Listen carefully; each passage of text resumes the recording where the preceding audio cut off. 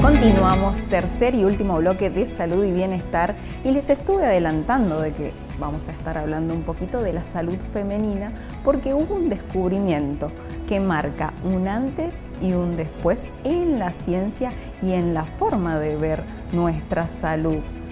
Nervios en el clítoris, mapearon nervios en el clítoris. De esto y mucho más nos va a contar la licenciada en Psicología y Sexología, Alexandra Amorós. ¿Cómo estás, Alexandra? Muy bien, muy contenta. Está con data fresquita. Data fresquita, ¿viste? Muy nueva. Sí, ahora el 30 de marzo salió publicado el estudio, claro. O sea, ayer. ¿Qué es esto, Alexandra? Contanos, este descubrimiento, este hallazgo, marca un antes y un después, claramente. Es muy interesante porque en realidad no es que nosotros no teníamos información del clítoris antes, sino que teníamos como pedacitos, ¿no? Retazos. Claro, lo que se iba pudiendo hacer, porque bueno, obviamente para estudiar un órgano tan sensible hay mucho conflicto ético a veces, ¿no? Entonces uno de los problemas era, bueno, ¿cómo estudiamos un órgano en personas vivas? Y es muy difícil, ¿no? Entonces algunos han sido con estudios post-mortem. En 1998 se hace el primer estudio por resonancia magnética que lo hace una uróloga, Helen O'Connell, si no me equivoco con el nombre, que ella lo que hace es decir, bueno, estas son las partes del clítoris, ¿no? Acá tenemos cuerpos cavernosos, tenemos bulbo, acá está el glande del clítoris, que es lo que en general la gente cuando piensa en el clítoris piensa en el botoncito, ¿no? Sí. Bueno, ese es el glande del clítoris. Bien. Entonces, eso lo sabemos desde el 98. Y entre el 98 y 2022 hubo como intentos de extrapolar, y esto es muy fuerte decirlo, con estudios en vacas, ¿no? ¿Cuántos nervios teníamos? ¿Cuántas terminaciones nerviosas? Habrás escuchado mucho hablar de las 8.000 terminaciones nerviosas. Sí, bueno, sí. Ese número, 8.000, viene de estudios con vacas. No con personas. No con personas. No con personas. Con vacas, mira vos. Es recién en el 2022 cuando un cirujano que trabajaba con personas transexuales en reasignación de género empieza a pedirles obviamente permiso para, ya que estaba haciendo esta cirugía, estudiar las terminaciones nerviosas del clítoris, y de ahí sale el número 10.281 terminaciones solo en el glande, ¿sí?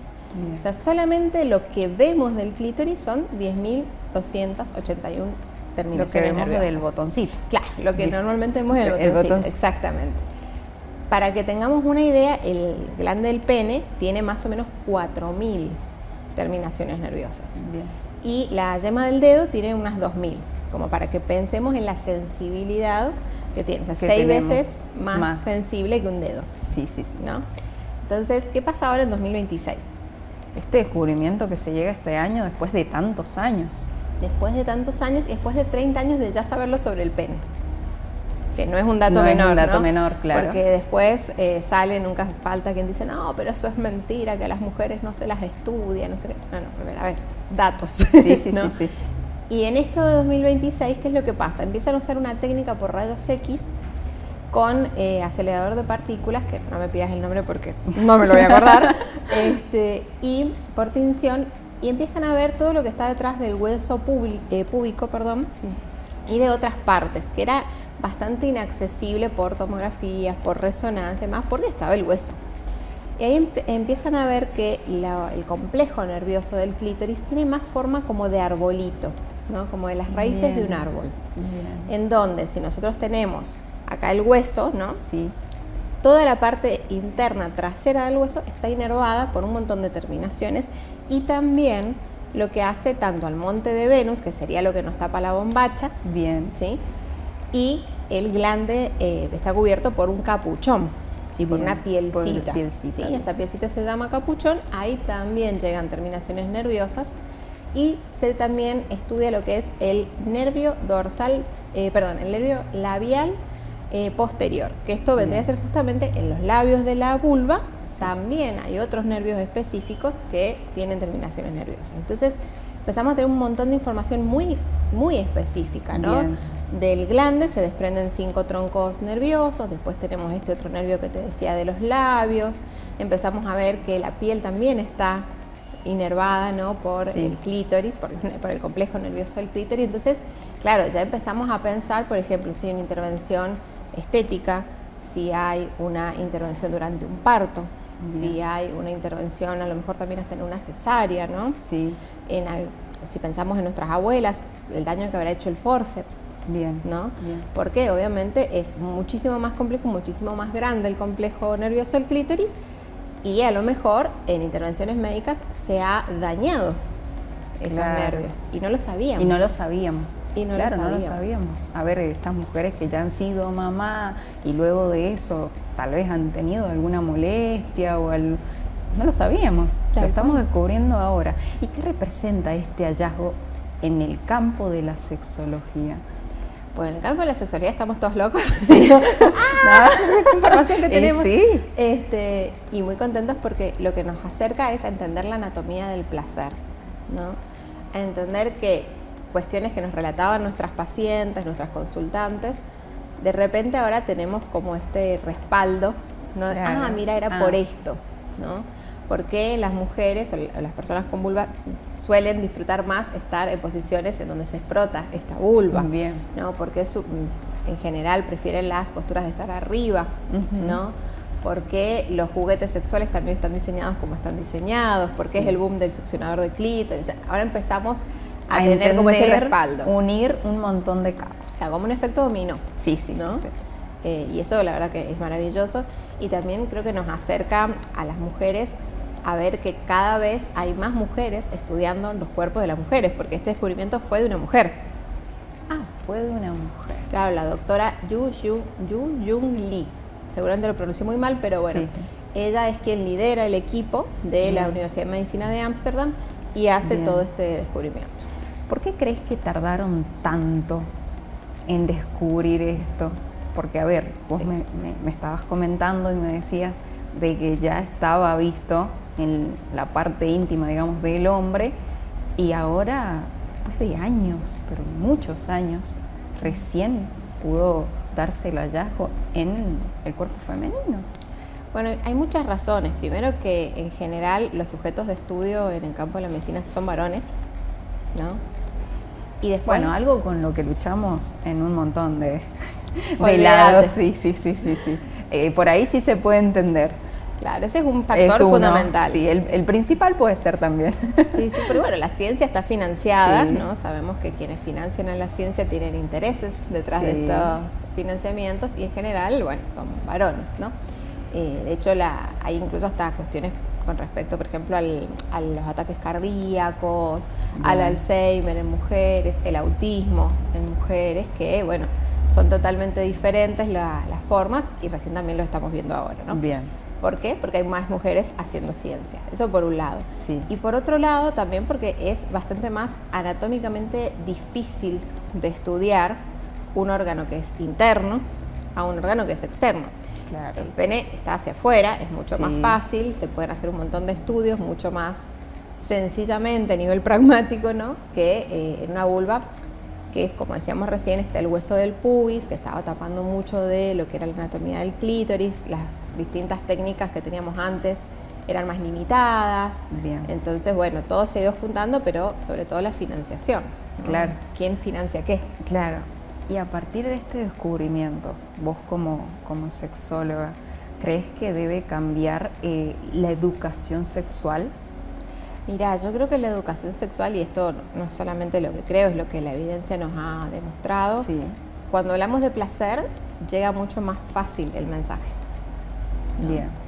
En los lugares, bueno, siempre se pone de ejemplo los países nórdicos, porque vienen como un poquito hace rato trabajando con esto. Avanzados. Claro, en los 80 empezaron ellos a implementar sistemáticamente educación sexual. Entonces, medio que inevitablemente los tenemos que citar. Sí.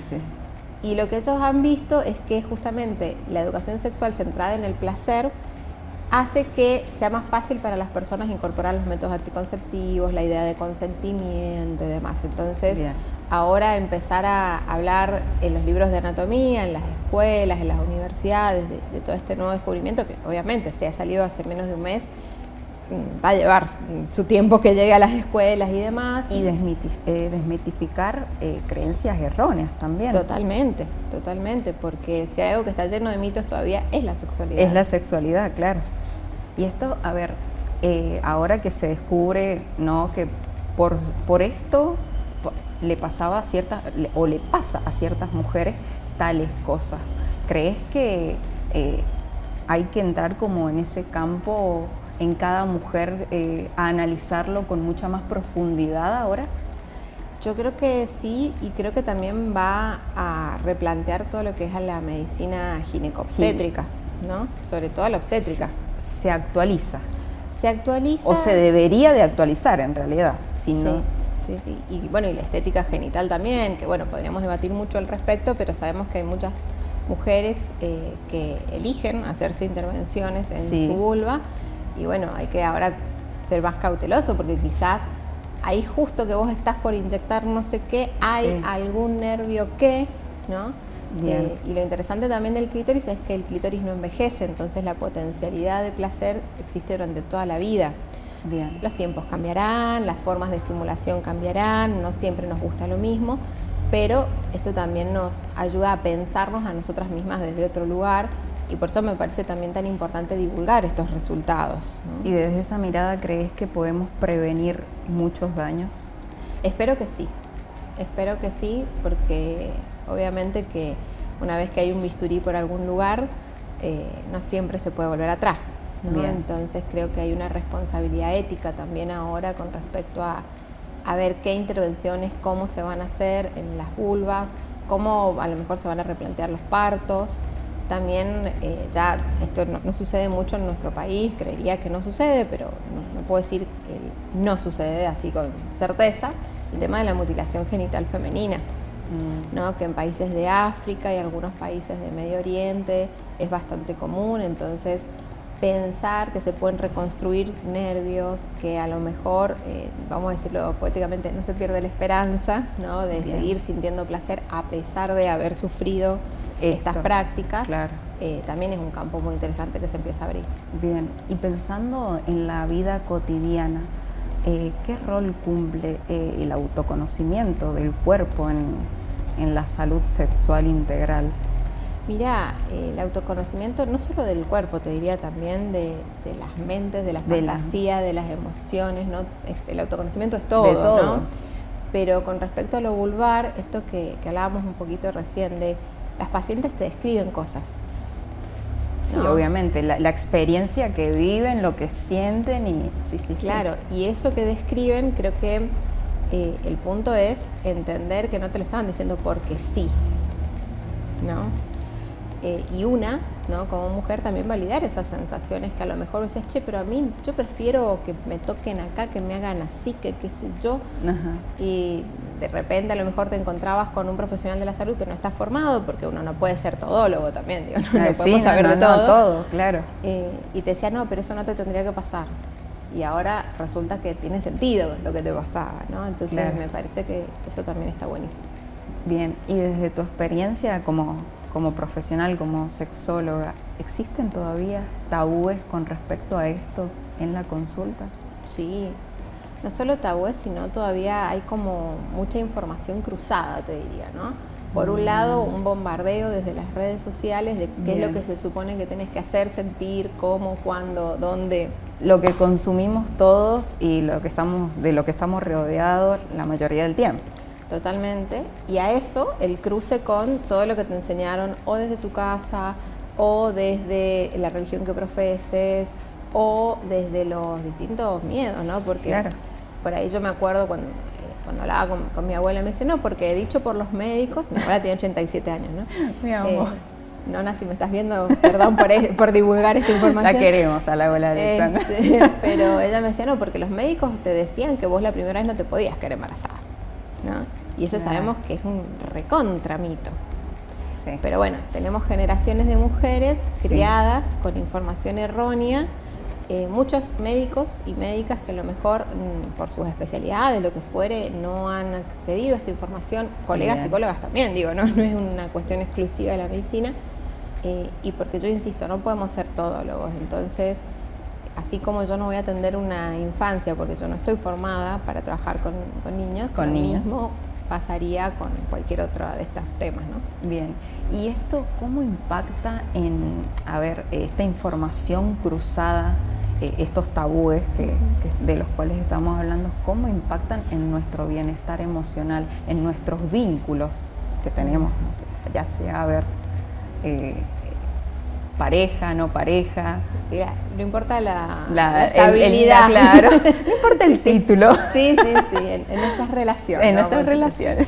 Mira, Amplias. yo creo que una de las principales cuestiones es la culpa, ¿no? Porque cuando vos tenés informaciones cruzadas, que por un lado tu cuerpo siente, tu cuerpo le pasa, y el placer es constitutivo del psiquismo, digo. Sí. Cuando vos sos bebé y alguien te abraza y te acuna y demás, vos estás registrando tu cuerpo, ¿no? Lo mismo, obviamente, después a lo largo de la vida se va traspolando al ámbito sexual. Bien. Entonces, cuando vos tenés información cruzada, lo que pasa es que por un lado tu cuerpo siente, le pasan cosas, o tu mente tiene curiosidades y demás, Bien. y por el otro lado están estos mandatos, están estos deber ser, Sí. ¿no? Que desobedecer esos deberes ser, Sí. estoy retrabada, genera culpa, ¿no? Sí. Por eso es algo que yo trabajo mucho en la consulta, ¿no? Bien. El sin culpa y sin mandatos. Bien, ¿no? y en este contexto, ¿qué importancia tiene validar el placer, no? Porque a veces, no sé si todos lo validamos como deberíamos. Bueno, es una En el campo de la pregunta. salud, uno, dice placer y todo se va hacia un lado.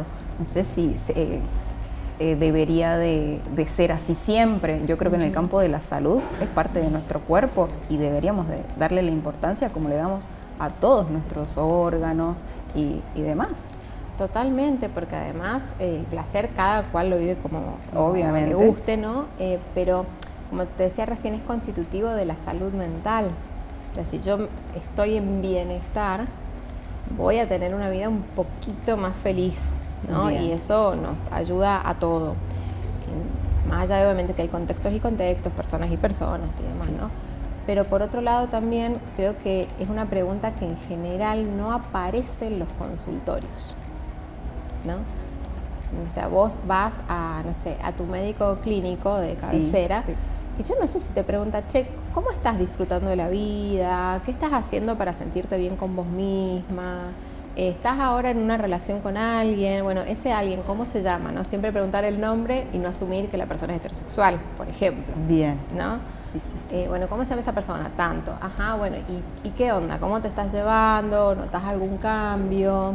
El tema de los medicamentos anticonceptivos, que siempre tienen una consecuencia, ¿no? Sí, en el disfrute y en el placer, y que eso tampoco se lleva a veces a la consulta.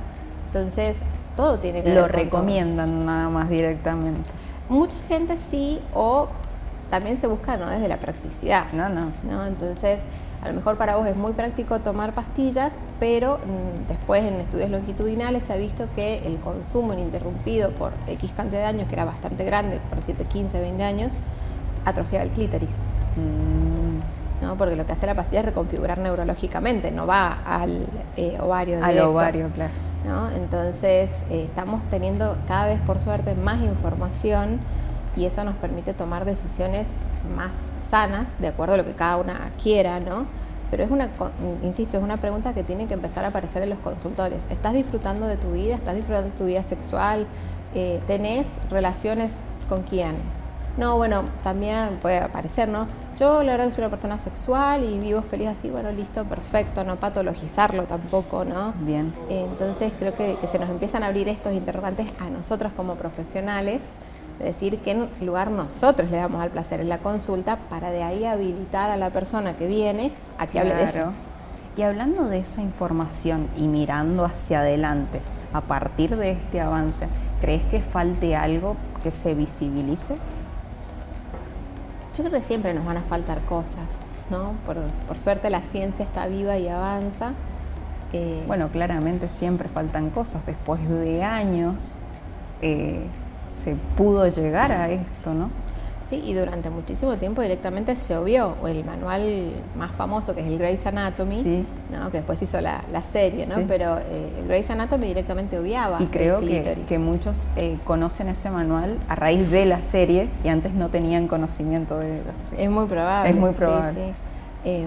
Pero creo que siempre nos van a faltar cosas, sobre todo a nivel humano, creo, ¿no? Porque uno cuando habla de salud dice, bueno, no sé, esto es físico, esto es psíquico, estas son las hormonas, pero la persona viene entera, no viene de a pedazos, ¿no? Exacto.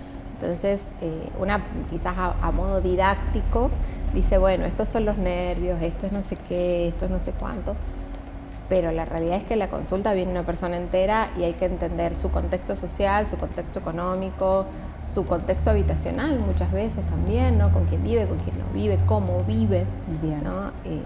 Y a eso sumarle su historia biológica, si tiene X, no sé, diabetes o no, y su historia psicológica y familiar, ¿no? Porque las personas somos en un contexto y Bien. todo lo que nos pasa es en un contexto, Y ¿no? sí, obviamente.